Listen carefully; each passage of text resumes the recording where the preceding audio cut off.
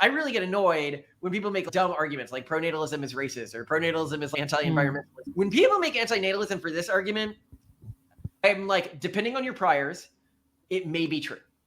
There's antinatalists that I respect and was like, the ones who are like, no, I don't think that we should painlessly kill everyone. I generally think that there really is no good logical way to get to that perspective. The ones who bite the bullet on that and say, yes, we should painlessly kill everyone, I'm like, from my cultural perspective, you are super evil and a threat to my family. But logically consistent. And I can respect a person who's logically consistent when it causes them to be shamed by society. That's what we do. That's what this channel's all about. So in a way, I really respect that aspect of the antinatalist movement. Would you like to know more? Hello, gorgeous. Hello. I am excited for today's talk. So in the world of pronatalism, there are a lot of dumb reasons that people don't agree with it or argue against it. Some examples are, but the environment. Well, if you selectively remove everyone from the population that cares about the environment, that's going to cause much bigger environmental problems down the line. This is particularly pointed when you consider the fact that if humanity doesn't survive, because many environmentalists will be like, we don't need humans anymore. Look at all the damage they've done. And it's, well, you get rid of humans. If you get rid of humans, there is no other species on this planet that can colonize other planets. And presumably what you're optimizing for is biodiversity, not biostasis, not maintaining the Earth exactly as it was when humans first emerged. And if you're optimizing for biodiversity, intrinsically, whichever species can best seed new biomes on other planets is long-term going to increase biodiversity the most, because we can develop new biomes that are just as rich as Earth on 1,000 different planets. So you lose the entire biology game if humanity goes extinct right now, because it doesn't look like there's going to be enough time if humanity goes extinct and you look at the life cycle and how long it took for humans to rise for another intelligent species to rise afterwards and then leave the planet. We're just looking probabilistically. Before the sun expands and kills all life that we know for sure exists in the universe. So kind of humans are stuck with this one, even if they are a bit of a shitty species. I'm not going to argue there. But two, you're also going to have the effects of, because the way people vote has a heritable component. This has been shown in lots of studies. If environmentalists specifically don't have kids, that's going to cause people to become less environmentalists over time. And even if you don't believe that any of that has a heritable component, well, still culturally, that means the cultural groups that don't care about the environment are going to outcompete you in the long run. And that the only way you can survive is by converting people out of those cultural groups. Yet long-term studies, as we've mentioned many times, if you look at people like Amish, fewer and fewer people deconvert from the group every year, depending on how long a family's been in the Amish community, because cultures adapt. If another culture is primarily surviving by taking their members, then they're going to adapt to this over time and eventually become resistant. That's just how evolution works, and evolution works at the cultural level as well as at the level of people. People might say, oh, it's racist. Really? Like in the US right now, we are importing people mostly from Latin America, and yet collectively, South America, Central America, and the Caribbean are below repopulation rate. And this was in 2019 by the UN's own statistics, which famously inflates this stuff. So we're draining from a evaporating pool. This isn't just a white person problem. In fact, it's not even really a white person problem at all. If you look at prosperous countries, the population groups that are most resistant to fertility collapse are generally white populations, conservative Christians and conservative Jews. The groups that are most affected by it are generally East Asian and South Asian populations, or Native populations. So small Native groups are really affected by it as well. So like in the US, you're looking like Native American groups and stuff like that. So again, it's more like if white people did nothing about demographic collapse right now, they would almost certainly, quote unquote, win in the long run. As such, if one defines racism as supporting a cause that promotes white interests, then it is actually people who are not raising the flag about pronatalism and population collapse that are taking the racist position, because covering this up at the problem disproportionately benefits white groups. So a third argument against prenatalism is that it involves removing women's reproductive rights, because many anti-abortion groups are also framing themselves as pronatalist. And people see, for example, the reversal of Roe v. Wade and the removal of options to have abortions in many states as a direct affront to that. And because they connect the anti-abortion stance with pronatalism, they're basically like, oh, pronatalism, therefore no more female reproductive rights. And they also start to turn to themes like A Handmaid's Tale and, oh, you're going to force women to have kids. That's the only way, which is super inaccurate. Really, the only thing that you really should be thinking about if you're concerned about a future in which women's rights and reproductive choice are not supported is, oh my gosh, how do we make sure that in the future there are people that exist that support reproductive choice and that support feminism? And if all feminist groups and if all groups that support reproductive choice fail to reproduce and pass on their culture, and you can't really sustainably pass on a culture only by converting people over generations. It just doesn't work. And we can get into that. You are going to end up without those values supported. So basically, the future of feminism, the future of reproductive rights depends on pronatalism, or at least some pronatalism within those groups.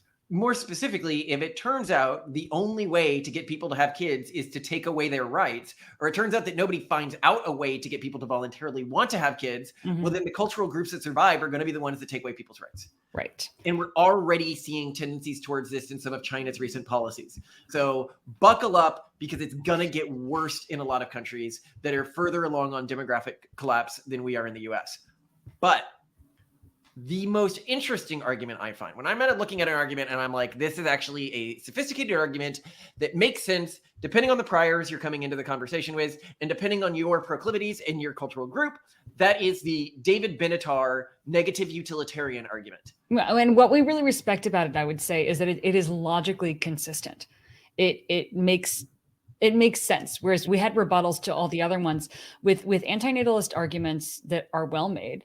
We're just like, yeah, per your framing, per your values, per what you're optimizing for, you are correct in being antinatalist. We'll get into the structure of the argument. We'll start with the weaker aspects of the argument first, and then get into the stronger aspects. I don't think we're like straw manning it because we start with the weakest aspects of the argument, but it's the way it's typically laid out, is starting with the weaker aspects of the argument.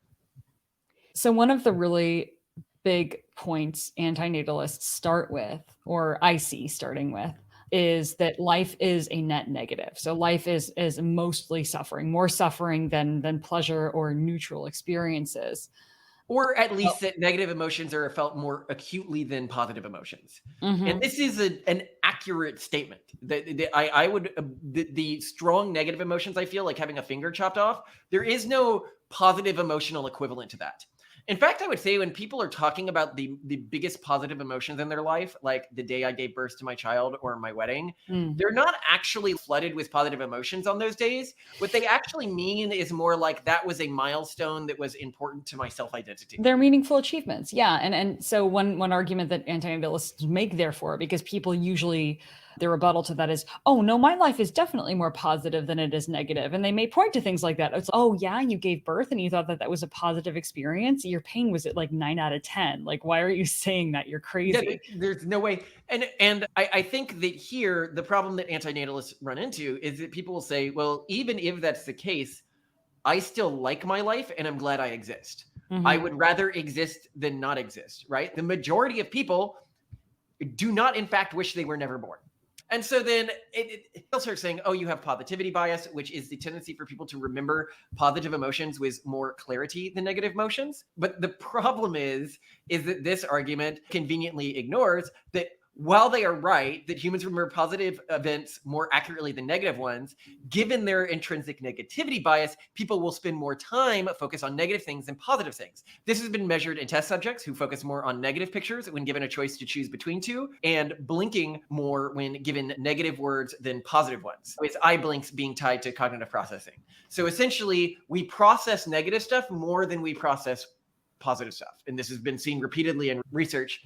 And I think that I do see this within the antinatalist community, is this negativity bias blinding them. But then the argument they'll make is they'll say, well, people can adapt to anything. Do you want to go into this argument, Simone? So there's also the antinatalist argument that people will adjust to their suffering no matter what it is. For example, there are people living in extreme destitution, people who are starving, who are suffering, who have untreated open wounds or terrible pain, and they're living their lives. And they're also if they asked, they would probably say that they would want to continue living. They wouldn't want to not live anymore. They're still happy to stay alive. And that makes humans in general unreliable narrators when it comes to judging whether or not their lives are a net positive experience or a net suffering experience. And so this argument, I love what it's actually saying. It's like me as a person in a developed country, but in a corrupt culture that can't motivate my existence through any means other than pleasure. I look at people in the developed world who are happy with their lives, and I can't imagine how that's possible. Me, snooty, new atheist kid. Well, they shouldn't be happy with their life, and they're wrong to be happy with their life, and they're wrong to be glad to be alive, even if they experience more suffering than positive emotions. It's wild, and it's wild how gaslighty this whole line of argument is too. It's you are wrong. You should doubt your own mind as to whether or not you are glad that you exist. And I can see why this appeals to people who already have this intuition that they would rather not exist or have this sort of morose view of the world, which I think is very common within certain sectors of like academic society right now.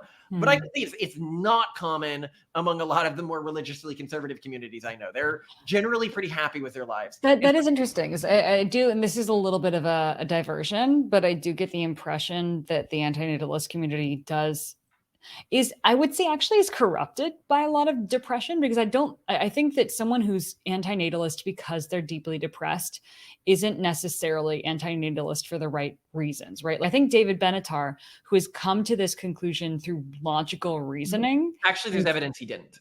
Oh, really? He says that long before he was an antinatalist, he never wanted kids. And there's an interview where we can get this quote. Actually, one of my arguments is I think that he actually is just arguing for the lifestyle he wanted to live anyway. And I will say that is some antinatalists, but I do think that there are other antinatalists that have in a logically consistent manner, not because they are depressed, but rather because they've reasoned through this. I would still say that there is a subset of antinatalists who have come to this conclusion not because of their proclivities, but because they are actually antinatalist. You could almost say it's kind of like a weird microcosm for Buddhism. I think there are many Buddhists who've had great lives, who have experienced the joy of life, like Prince Siddhartha, right? He lived in paradise and then he saw the suffering in the world. He discovered what existed and then sought to, through enlightenment, break the cycle to end the suffering, right? Well, this is something I really want to point out here. If you talk to antinatalist communities, one argument they'll always say is, I really wouldn't want to kill myself. And we'll get to why they argue this. But they'll also say, my life is generally happy. People assume because I'm an antinatalist, I'm not a happy person. You hear this throughout antinatalist arguments when they're interviewed. Go on to the antinatalist subreddit. Watch antinatalist YouTubers. These are not happy people. Yeah. This actually came up on Twitter. There's one antinatalist account that sometimes snipes at us a little bit or tries to argue against us, which I understand because we're like at the opposite end of the ideological spectrum. But they're often like, oh, well, why would you have kids, bring more life into the world when you could just adopt people? There are so many suffering children who should be adopted. And other people have asked them in these threads, well, why aren't you adopting people? Why aren't antinatalists adopting people? And this person on Twitter has actually said, well, I would adopt people if I felt like I would be able to take care of them, but I'm really depressed. And there are a lot of really depressed people in the antinatalist community. So I think this is a known quantity and it is a problem. But I think if we're going to try to steelman this to the best of our ability and look at antinatalism in good faith, we have to try to at least separate out the subset of this community that is here just because they are deeply depressed, while still acknowledging that is a subset of the community that does bring in a lot of bias, right? Well, what I would say is, I think that a lot of their arguments are kind of abusey sounding to me. I have associated them with a lot of abusey cults. I do think that the core point that they are making is a valid point, that you experience negative emotions more acutely in your life than positive emotions. And if the only reason to live is positive emotions, then without genetically engineering people, that might make sense. Now, here's another place where this argument falls apart that we don't discuss on our exploration of this in the book, is that long term, if you're like, okay, I'm just trying to maximize happiness in the universe, which often they aren't, but let's say that that's what they're trying to do, right? They actually don't believe happiness has any value, and we'll get into why they don't believe that happiness has any value. But if they did still agree that it had value, well, then in the future, humans, there's even some projects like If you go to eugenics.org, now we are really against eugenics, but the funny thing is what is eugenics.org doing? It's doing a fundamentally antinatalist thing, which is trying to engineer people to feel fewer negative emotions. Oh, wow. Which you could conceivably do. And 500, 1,000 years from now, when genetic technology becomes more usable to people, as technology increases, as the ability to know our own nervous system and basically cancel out negative emotions, do I think that we will eventually get to a place as a species where humans will feel essentially no negative emotions that they don't want to? Yeah, I think a fraction of our species will definitely get there. Now, how much of our species wants to opt into that is dependent on many factors. But if your goal is time independent to increase positive emotions, then what you want to do is keep humans around until they can get to this stage where the positive emotions can outweigh the negative emotions. Essentially, human history and potentially even the history of life could be seen as a spectrum where earlier in that history, things like suffering were much more common. If you look at humans that lived 1,000 years ago, 2,000 years ago, suffering was much more common for them. And in the future, 1,000 years from now, 2,000 years from now, suffering is going to be much less common, to the point where the average human will essentially feel mostly just positive emotional states, meaning that if you want to ensure that the net balance of emotions across all of time and history is negative, then you need to end the cycle before humans get there. You need to take the antinatalist position. Whereas if you keep the cycle of civilization going and ensure that we have a prosperous, pluralist future civilization where people still have individual agency to choose to engage with this type of technology, you're essentially ensuring that the balance of positive emotions ends in the positive across all of time, with the understanding that you just happen to be one of the people living in a time that has to suffer, so future people don't have to deal with this, as our ancestors did before us, that lived lives of much more suffering than we have. But none of this is really relevant to us because we just don't think emotions matter that much. No, is a life meaningful? The classic, if you're a brain in a tank and you're just filled with like positive emotions, does that like actually matter? No, the positive emotions you feel are things you feel because your ancestors who felt them had more surviving offspring. The negative emotions you feel are things you feel because your ancestors who had them had fewer surviving offspring. They just, I find it very hard to philosophically argue that there's some deeper meaning behind our emotions than things I don't like because I was programmed to not like them. Let's take this from the perspective of an AI, right? If I programmed an AI to maximize the number of paper clips in the world, it would, in the same way that I, who was programmed to stay alive and breed, doesn't like it when people don't reciprocate my advances romantically, or don't like it when I get physically injured. It would not like it when it couldn't make paper clips. Does that mean that not turning everything into paper clips is like an intrinsically negative thing? Of course not. Of course not. And I think when we're trying to judge whether or not positive emotions and negative emotions have value, we need to take the perspective of an entity that is above us to an extent, that does not suffer from positive and negative emotional states.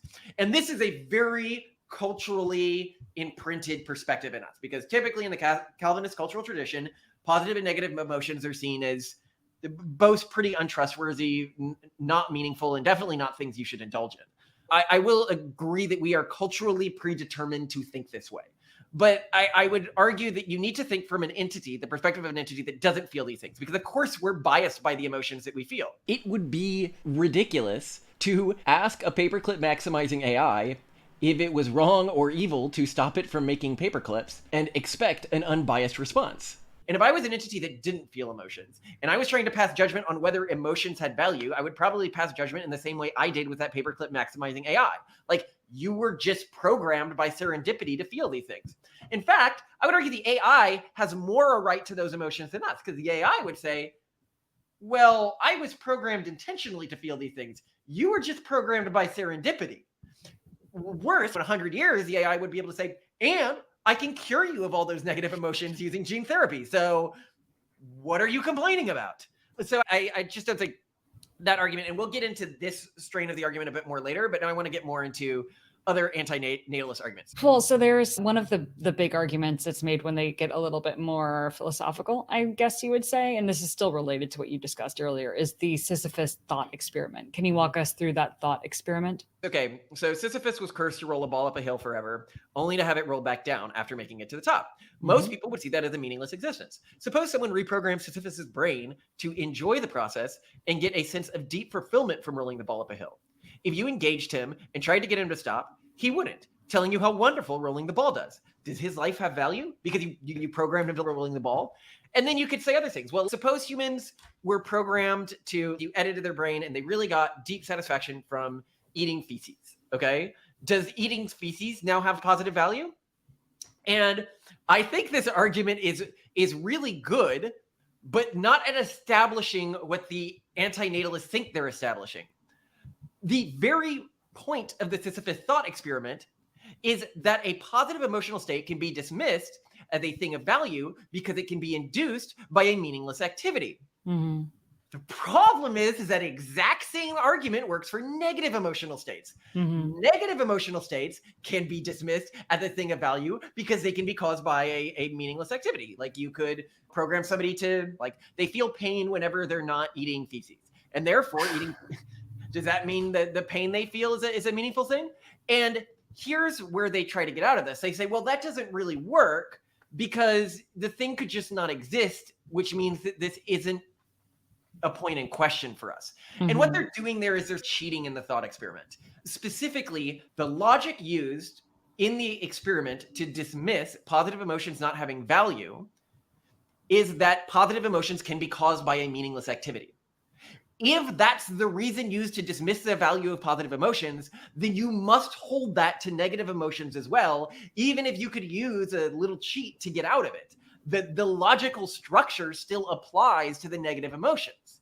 It then goes into our larger thing, which is I just see very little reason to believe that these emotions that were serendipitously selected for us in our ancestors have any sort of real value. And this is from an atheistic perspective. But if I take a religious perspective, most religions believe that demons can use positive emotions to tempt you to do things. And demons can even use love to tempt you to do things. So all emotions are often on the table when we're talking about the forces of evil in the universe. And so I think very few traditions outside of Buddhism, which you did talk about, would see negative emotions as like an intrinsic sign of negativity, or positive emotions as an intrinsic sign of positivity. Instead, what a person should turn to is their own logic and disinterested logic where they can. Yeah. To summarize, the most common forms of negative utilitarianism, as used to argue for antinatalist positions, believe that positive emotions hold no value, but that negative emotions hold a negative value, and that we should attempt to minimize negative emotions in the universe. Well, so Malcolm, why do antinatalists not want to kill themselves? Because it would seem to an outsider illogical that if life is mostly suffering, you wouldn't just kill yourself because the good that you feel won't outweigh the suffering. And this is something that antinatalists argue really intensely. And I genuinely did think that their arguments here are the weakest of all of their arguments. So what they'll say is, once you exist, you have a reason and interest to continue existing. This requires a very specific belief about how time works in order to be true. It requires human existence to be completely binary. Either a human exists fully, or the human doesn't exist at all. There is no potentiality of existence. To someone making this argument, new moments are like poof, created out of thin air like magic. The future does not exist in a meaningful way until it is actualized. Per our view, every decision you make determines which of countless potential futures exist. With every decision, you functionally erase whatever futures you did not choose. You are simultaneously responsible for everything you did and did not set in motion with your decisions. For example, if we have the capability to build a hospital and we choose to just sit around and play video games, we deny that hospital's existence and are morally culpable for the results of that decision. The hospital's moral value does not pop into existence only after the first stone is laid. What's really interesting about this argument that antinatalists use is it mirrors the belief of those who think it is sinful to spill seed or that life begins at conception. All potential life has value from our cultural perspective. It strikes us as bizarre that people would fixate on arbitrary thresholds like sperm or embryo or the moment the baby's head appears or the moment it's fully not myelinated. It's very interesting to me how the antinatalist perspective is very similar in how they view how life works and how time works to the pro-life perspective, which is very different from our perspective. When we use the term pro-life here and in other parts of this particular podcast, we're talking about a very narrow pro-life position, not the majority of the pro-life movement, which we might be considered on. Specifically, the belief that once an egg is fertilized, it is 100% a full human, and before it is fertilized, it has absolutely no rights at all. E.g., that you have no moral cost if right before a sperm hits an egg, you prevent it from fertilizing the egg, but you are killing a human if you squash the egg immediately after it's fertilized. Where to us, those two things would be almost exactly equal moral actions and almost exactly equally evil, because both actions prevent a human who would have been born had you not intervened from being born. And as to why we hold this perspective, I can use a little thought experiment, right? If I put a claymore, which is a type of explosive, behind a door, and that claymore explodes when somebody opens it, but that person hasn't been born yet, I'm not morally culpable for that? That seems really weird. That doesn't seem true to me. If you do something that removes potential agency, and this is the thing, while we don't think that happiness or sadness really has value, we do think that agency has value. An individual's choice to live has value. And when we remove that potential choice from an individual, we are okay with suicide. If a person with their own agency decides to kill themselves, that's one thing.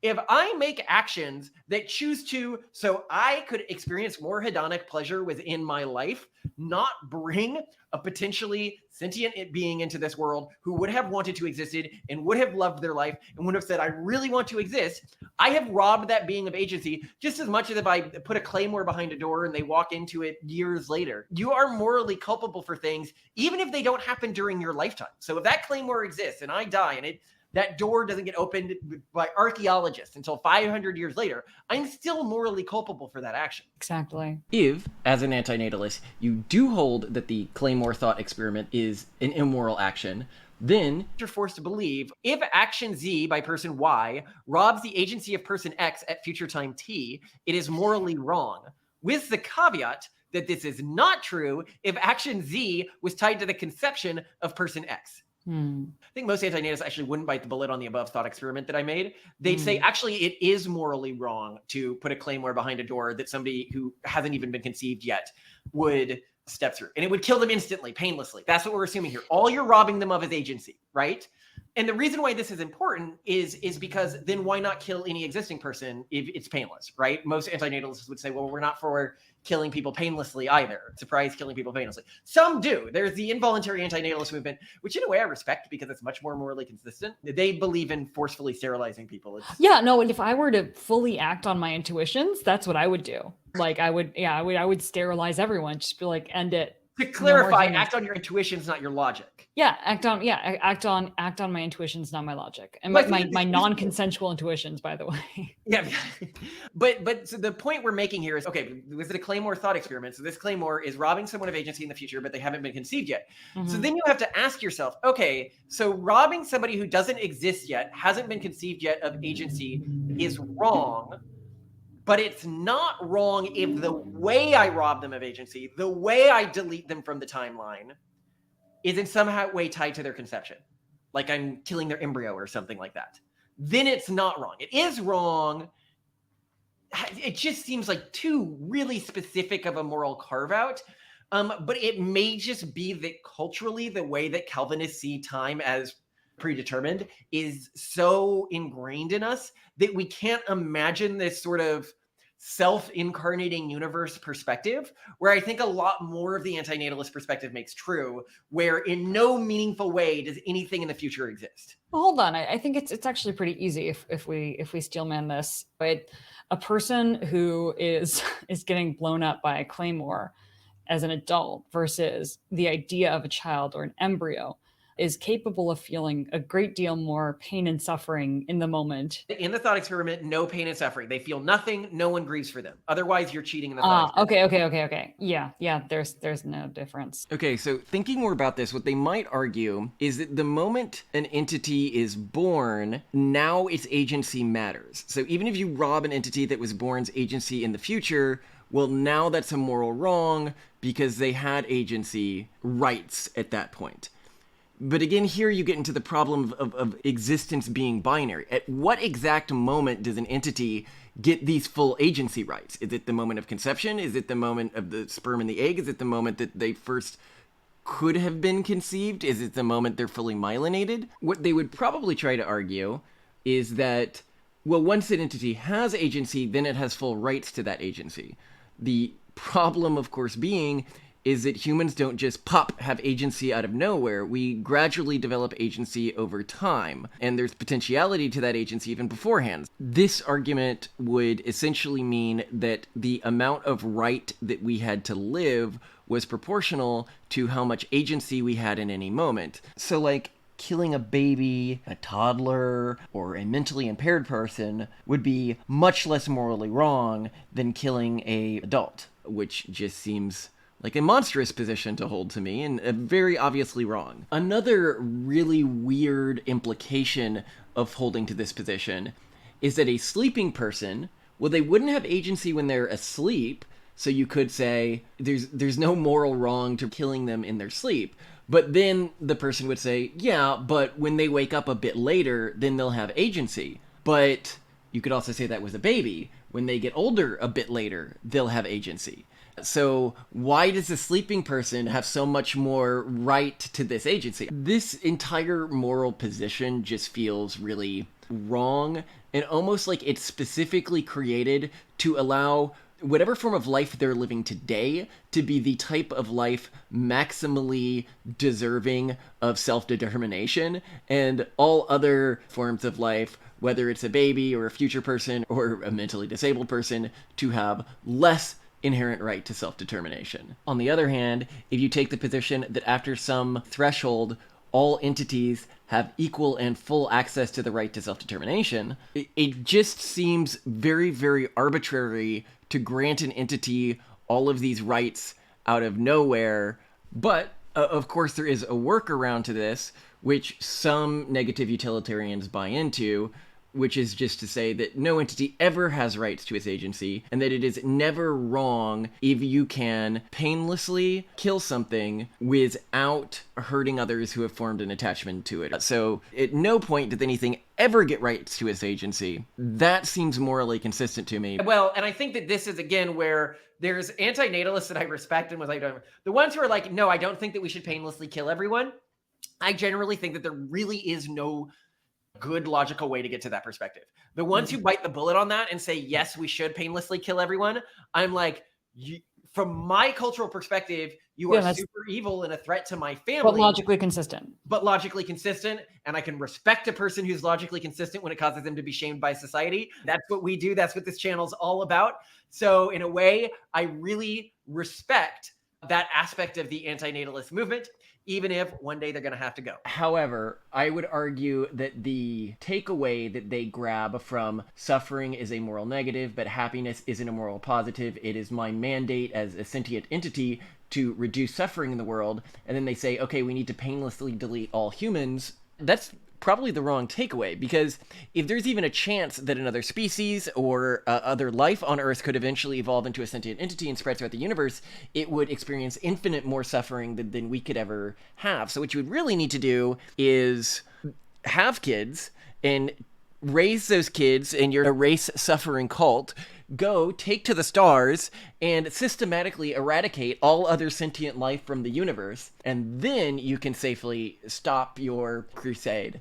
Because if another species ends up spreading in the universe, just the amount of suffering that they will feel is so much higher than anything tied to the triviality of Earth. It's not worth taking the risks that could happen. So you really don't get to delete the human species until you have surveyed the universe and ensured there is no other sentient life, which you would then go kill. And who knows, maybe there's some negative utilitarian species out there that explains the Fermi paradox, ensuring that sentient life never spreads. That is, I think, the truly logical outcome of this antinatalist position, not we need to stop humans from having kids. However, that this hasn't been apparent to any antinatalist group, I think is telling about what is really motivating their philosophical position. Antinatalists also use the asymmetry argument, which essentially is that preventing happiness by not creating life has no downside. You're only doing a good thing. Whereas preventing suffering by not creating life is good. So this arbitrarily divides people into existing and not existing, which again is not something that, at least per our framework of reality, this is just not correct. But someone else's framework of understanding reality and time, this could be correct. Let's spend a bit more time on this argument because I actually think it's the best of all of the arguments they make. So it goes like this. In condition A, baby is born. It is bad for someone who does exist to feel suffering. It is good for someone who does exist to feel happiness. That's what they would say about condition A, where baby is born. In condition B, baby is not born. It is good to prevent someone from existing who would have felt suffering. It is not bad to prevent someone from existing who would have felt happiness. Mm-hmm. And again, this requires a binary existence of humanity for this to work, very similar to the way pro-lifers see humanity. A thought experiment that they may use that may click with people more is the island thought experiment. So if you go to an island, like you find an island that you didn't know existed before, and a population group that you didn't know existed before, and they are suffering, you would think, oh, well, the world's a worse place than I thought I was. If you go and you find that island and there's nobody on it, and because there's nobody on it, there's nobody feeling happiness, you don't then think, oh, the world is a less happy place than I assumed it was. But again, this assumes that existence is a binary thing. Suppose you found on that island archaeological evidence that a culture had existed there very, very recently. And they were a very happy culture. So happy, in fact, that they didn't believe in negative emotions at all. They just didn't feel negative emotions. And they had actually gone sterile due to a recent nuclear testing on like a nearby island. And they went extinct as a people. So in this thought experiment, because of their unique culture, no negative emotions have been felt as a result of this sterilization event. This sterilization event was without any negative emotions, just a lack of positive emotions. I would view that as a bad thing. I would say that nuclear testing was a bad thing. And what we're seeing here is that there was potentiality to have people on that island in this scenario. In their scenario, they create an island in which there really was no potentiality that people existed on it. In our scenario, we're viewing humanity as a potentiality spectrum, and they become more human the closer they get to realizing their birth.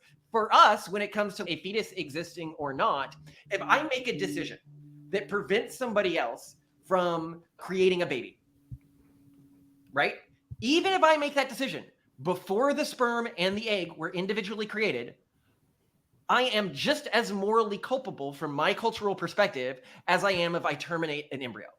Because in both scenarios, I prevented a human being who had agency from coming to exist. Yeah, you made a choice. And in the end, 20 years from now, there's a person or there's not a person. It doesn't depend on when you made the choice. You made the choice, right? Yeah, it feels really weaselly to try to get out of that. Like, I can know that if somebody was like, okay, I'm going to ban IVF, then my kids, like kids who I've interacted with, they don't exist. And this actually matters when it comes to some of our beef with other conservative groups that think life begins at conception, because that means that they don't use IVF, which, for example, if we didn't use IVF, we wouldn't have kids. But even families who can broadly have kids, it would mean that many of them would have fewer kids because IVF increases a person's fertility window. Yeah. So to us, those cultures are functionally killing kids. If you're having trouble understanding this concept, I can try to explain it in a different way. So from the perspective of somebody who believes life begins at conception, if a mugger came up and shot a woman who had just been inseminated, that mugger has killed 2 people. However, to us, if that mugger came up the day before that woman would have become inseminated and he kills that woman, he has still killed 2 people. And that is because we believe that God can see the future. And therefore, from God's perspective, that woman would have become inseminated had that external event not happened. Now, when we say God, we can mean in a theological context, or in our sense, we would mean like the laws of physics. The laws of physics were going to play out as the laws of physics were going to play out, so that woman was going to become inseminated. This view on time pushes back when moral responsibility for life begins, and in so doing, can make the actions of some other cultural groups, like convincing a woman who was planning to get IVF not to, the moral equivalent of talking somebody in to getting an abortion. Now, we take the cultural perspective of it's not our job to police what your culture does with its kids. And I think as soon as you do that, as soon as you assume that your culture is morally superior to other cultures and try to act on those other cultures, you enter the world of potential evil. And I respect the spirit with which they believe what they believe. They're trying to do the same thing that we're trying to do. They just have a different belief about how human existence works. I just think it's a little squirrely to say I'm not morally culpable for a decision that prevented a kid from being born just because the sperm and the egg that eventually created that kid didn't exist yet. Yeah. Does that feel wrong to you? In this, I have to respect the view that other people have. It's just that per our understanding of reality, it's not correct. But I respect that other people have come to a logical conclusion there. Another implication of this position, specifically the antinatalist asymmetry argument position, just to help you understand why, as outsiders, we struggle with it, is that a universe or a civilization of people who only feel positive emotions or neutral emotions, so it's all just either neutral or plus, it has no moral weight or value that is better than a completely empty universe with no people, with no sentience, no sapience, no positive feelings at all, that they are exactly equal, and that an antinatalist would be like, meh, like it could be either. It seems insane to me that a universe teeming with happy, pluralistic life that's thriving has exactly the same value as a completely cold and dead universe. That's the thing you have to accept with the asymmetry argument that I think just strains plausibility for me. It doesn't feel like a rational person would say that that was true unless they were coming from a cultural perspective that biases them in that direction. And I admit that our cultural perspective biases us in the other direction, or they personally were trying to justify a lifestyle that they were already living. Yeah. And I think that brings us to one of our biggest beefs with antinatalism in general, which is that this is a very intuitively driven philosophy. We alluded to the significant portion of the community that is pretty severely depressed, but there's also just like some both childhood based, but I would say also perfectly adult based intuitions that would lead someone to be antinatalist. And I personally really experienced this after becoming a mother. Like, I cannot emotionally deal with suffering the way that I used to be able to deal with it, or just kind of like write it off and ignore it, especially if a child is suffering, or I know a child has suffered or may suffer or is suffering. I will break into tears. I will not be able to do anything. And now even I'll look at a homeless person on the streets and I'll picture them as a child, and I will start like, oh, yep. Okay. I have to start thinking about other things. Yeah. Like it is deeply hard for me. And if I get exposed to that too much, and I think about the amount of suffering that takes place in the world, as you can see, this is a deeply intuitive, deep set, like gut reaction that's happening in me. I have no logical control over this. And this makes me come to a conclusion when I feel this suffering, when I feel this gut reaction, because humans are designed to be empathetic. One of my like frustrated, throw up your hands, can't deal with this pain I'm feeling right now reactions is, I just wish humans didn't exist. I just wish that none of us existed to feel this suffering. This is too much. I can't deal with this right now. It is that kind of conclusion. And I think that's fine. That is an expected intuitive reaction, but it also isn't driven by logic. And it also, it's not in alignment with my values, with my understanding of the universe. And it's also something like heated and driven in the moment that is not really going to lead to outcomes that I value. Well, yeah. So I think what you're saying here is you can emotionally understand their perspective. Yes. And even emotionally understanding it and understanding why it's appealing, you logically disagree with it. Yeah, I logically disagree with it, because of course when I logically step back and I look at what we value, and I also look at how we understand like humans to function, like there is a reason we feel both pain and pleasure for very clear reasons. Just like AI has signals of, oh, you're doing something right or you're doing something wrong. We have signals that show that we're doing something right or we're doing something wrong. Those signals are key in our survival. And so all these things that we're feeling are just signals that are important in our survival. And I very much that humans exist. I love that sapience is out there in the universe. I think that we're doing amazing things, and we need signals to be able to continue to do amazing things. And maybe someday AI will help us innovate other ways to experience these signals in a way that doesn't cause the same amount of visceral suffering, a meaningless suffering that I find to be incredibly difficult to deal with emotionally. But we're not even going to get to that point if we extinguish ourselves. There's just so much lost potential, and there's also so much lost, like you were alluding to earlier, right? We have now more than ever within our grasp the ability to shape and create a future of humanity that does not experience meaningless suffering.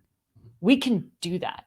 And there could be billions more humans across the universe in however many hundreds, thousands of years. That are different from humans, superior to humans, that also feel like orders of magnitude more pleasure than we feel now. So if we want to be utility accountants, and you and I aren't, by the way, we wouldn't want this. I'm just saying from their perspective. Yeah, from their perspective, like and we don't like the idea that you don't get any points for like positivity, but you could have the ratio of net positivity of humans experiencing pleasure and elation and curiosity and exploration and all these things versus suffering that has happened throughout all of human history by all the human population that is extant today until we resolve this problem. It's just like such an obvious yes that we should push through. Well, right? When you're talking about these emotions that you felt as a mom and the way that your body hijacked you, I think it's important to remember that another way that our body hijacks us is when we are young and we are developing our identity. Unfortunately, this coincides when we develop our identity within our current culture. Our body is telling us to not have kids. It's telling us that kids are gross, especially the kids who we're going to interact with, which are the kids of other people. Biologically, when you are young, when you are developing your identity, most people think that they are not kid people because they work that into their identity during their teenage years, during their college years. And I've noticed that usually when people turn to antinatalism, it's during that period of their life when they are hugely biased emotionally towards not wanting kids. And then they drop the antinatalist mindset as they get older or more emotionally healthy, which is another thing that I've seen antinatalists, when they're no longer depressed, they stop being antinatalist. And I don't see that many other beliefs where people only really feel them when they're depressed. And it's why the antinatalist community is so adamant that they're actually happy people, because this is just so transparent when you look at their threads as like a major problem in the community. And it's really sad, but part of me is it might be a good thing. If you have, because of cultural reasons, largely outside of your control, the erosion of our cultural institutions, the people who live in like harder cultures typically are more satisfied with their lives. And the people who turn to this are people who live in cultural situations where the erosion of cultural institutions has created an environment where, due to no fault of their own, they are really despondent and they feel like they have no hope for the future, often because they don't really have hope for the future. And if we rob them of this, if we say you don't get to believe this, right? Then they have to take more culpability for their actions. They need to take more culpability of the things they haven't done in life to try to get over the place that they're in right now. And so in a way, I feel like how logically sound antinatalism can be a kindness to these people. And that we need to remember that for some people, even if they did tomorrow, like really realize a pronatalist perspective, they wouldn't be able to live it out. So why would I want to convince somebody like that? While I don't think suffering has value, I do think it has enough marginal value that I wouldn't want to just impose it on someone if it offered absolutely no utility to the world. So whatever, and that's another thing about the antinatalist groups. I really get annoyed when people make like dumb arguments like pronatalism is racist or pronatalism is like anti-environmentalist or something like that. When people make antinatalism for this argument, I'm like, depending on your priors, it may be true. This may be. So if you take on the position that future humans don't matter at all, no human that could exist in the future matters. Right. Only current humans matter. Right. Which is weird. I don't understand how logically that works, but okay, you've taken this position and you believe that the goal of life should be to create a net positive emotional output, which I think, because that's what we're programmed to believe, basically, as humans, Yeah. something that most people start their philosophical lives believing in middle school. And a lot of people grow out of that, but a lot of people don't. Grow out might be the wrong word. I think that there is reason to believe that's true. But even if you believe that's true, you have to believe that humans won't advance in the future, or that humans won't be able to control us more. I don't know. And even if you're No, but I think it is logically consistent, like you say, to have a moral framework that only values what's happening now. Like that, I don't think if that's what you choose, that's what you choose.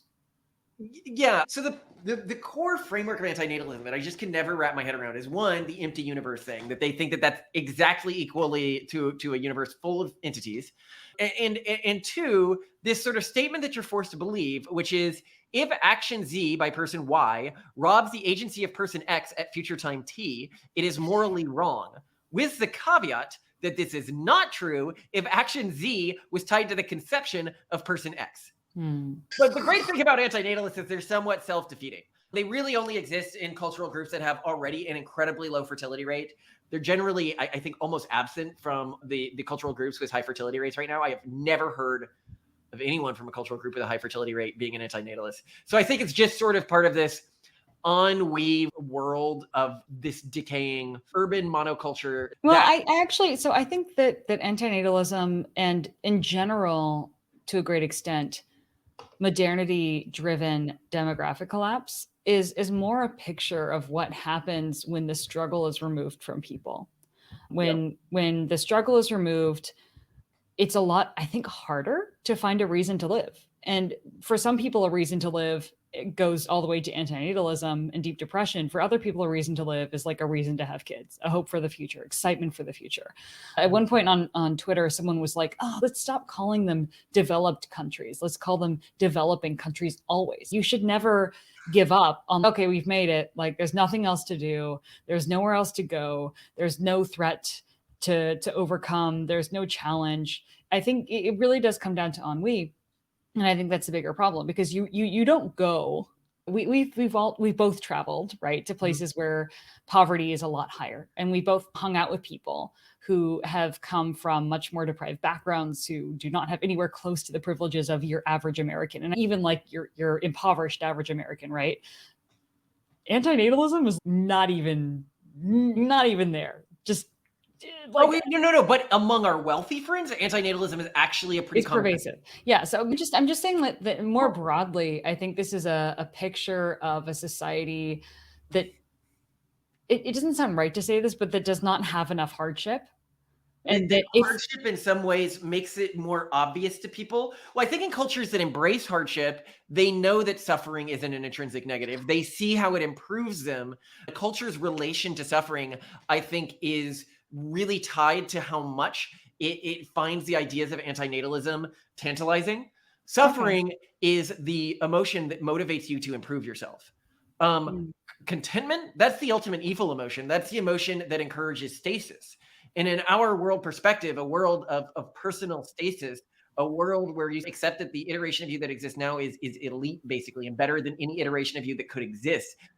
It's like a supremacist sort of ideological perspective. And it's the way we view humanity as well, like that we have kids so that they can be better than us.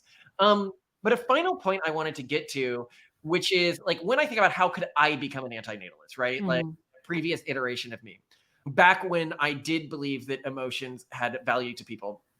And I think the trick that happened to me at that time of my life was that I expected profound things to feel profound.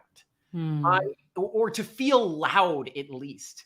But there was no reason for evolution to code profound things as feeling profound. You can hijack the profundity system by like group chanting. You can hijack the profundity system with hallucinogens. There's a lot of things you can do to create a false sense of profundity. People expect that the emotions we feel are going to point to some true underlying value, whether that's a positive or negative value. And humans never underwent evolutionary pressure to be able to search for true meaning in the universe. So none of our emotions should align with what true meaning looks like in the universe. And so we should expect, like when we're logically searching for things of value, for it to not actually feel like, oh, I feel this emotional when I come to the right answer. But the feeling that pain is bad, I think that's a very easy thing you can come to when you're like, well, nothing really feels meaningfully profound, but pain does feel meaningfully bad. Therefore, as somebody who has had time to indulge in pain and has grown up in a culture that didn't give me a healthy way of relating to emotional pain, that just said emotional pain is a pure negative, and very few traditional cultures do that. Most traditional cultures see emotional pain, maybe not the way we do. Maybe it's not like something that motivates you to improve, but they definitely don't see it as like the core negative of the universe. It might be the way that God tests you. It might be like there's all sorts of ways you can relate to pain. Yeah. You need to relate to pain in a purely and only negative context. Mm. And could I experience enough pain that I just wanted to die in the moment? Yes, but that's because I'm a disgusting meat bag involved and I'm weak and I'm wretched and I'm fallen. And by that, what I mean from an atheistic perspective is humans, our biology is not optimized around what we should want. Like there was no reason for it to be optimized around what we should want.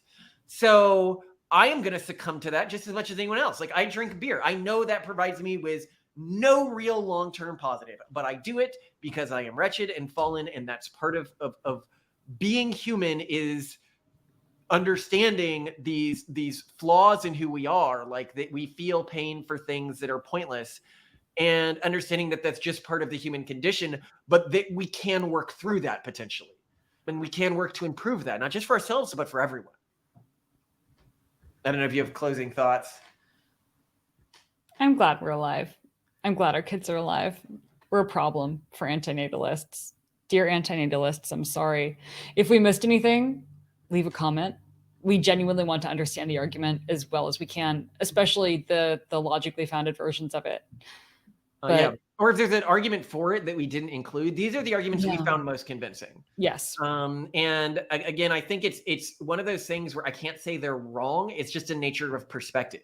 In the same way that I would not say that people who believe that life begins at the conception or at the level of a sperm are wrong. I just have a different perspective than them, but I don't think their perspective is like intrinsically evil, even though it leads to evil actions from my cultural perspectives, which is killing babies, or from their perspective, preventing babies who otherwise would have existed had different choices been made than the choices that their culture condones for them.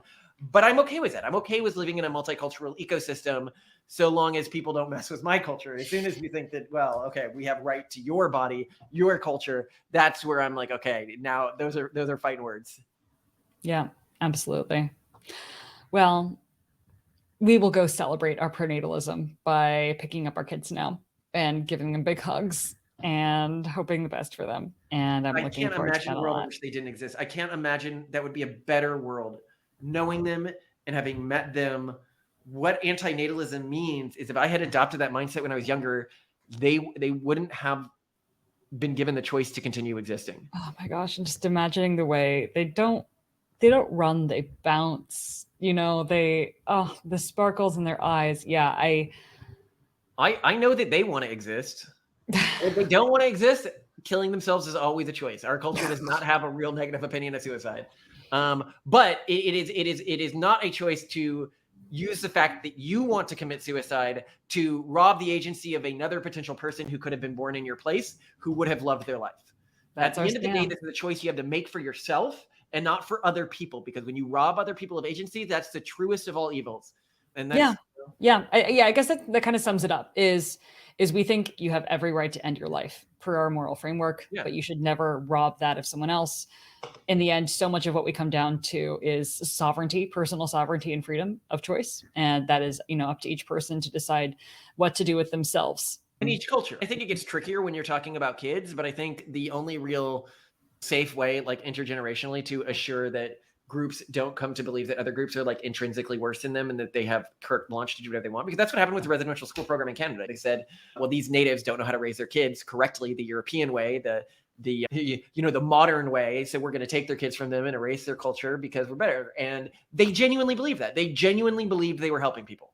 And when you begin to believe that your culture is naturally superior to other because of things they're doing to their kids or whatever, then it can lead to really, really evil action really, really quickly. And it can feel really, really good and righteous in the moment.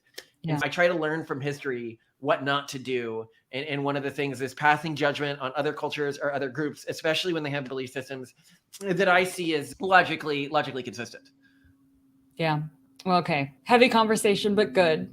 Come give me a hug. Let's get our kids. I love you, Malcolm.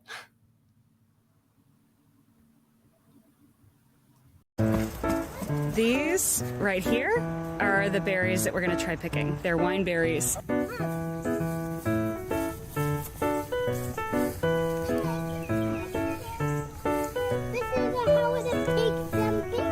Exactly.